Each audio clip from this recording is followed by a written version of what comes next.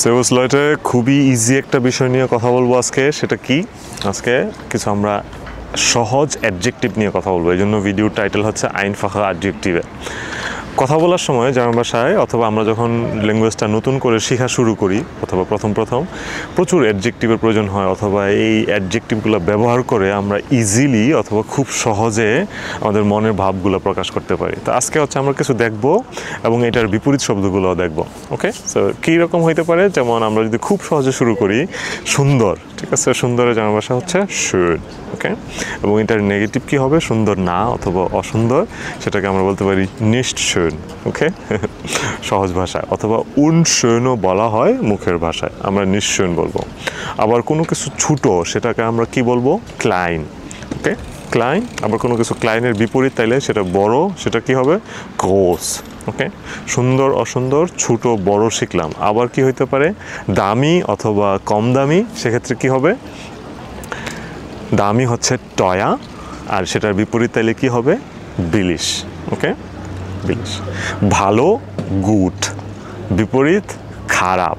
ওকে, কাছে না, দূরে weit অথবা ferne, সেটা হইতে পারে। ওকে, উঁচু hoch, নিচু niedrig।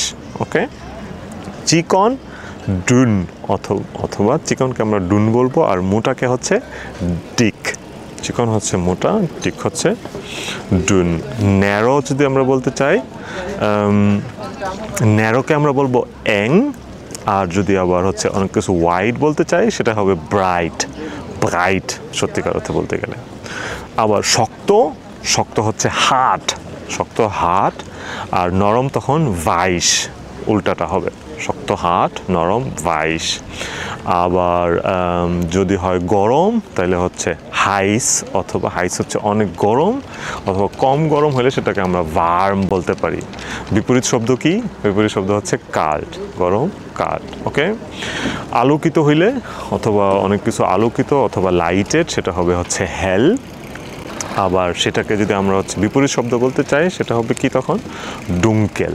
ওকে, এখানে আবার ছোট্ট একটা প্র্যাকটিসও যদি আমরা করি মাঝে মাঝে, যেমন বানানের প্র্যাকটিস। এখন আমাকে যদি বলা হয় যে ডুঙ্কেল বানান করেন, তখন সেটা কি হবে? এটাও আমাদেরকে মাথায় রাখতে হবে, DUNKEL।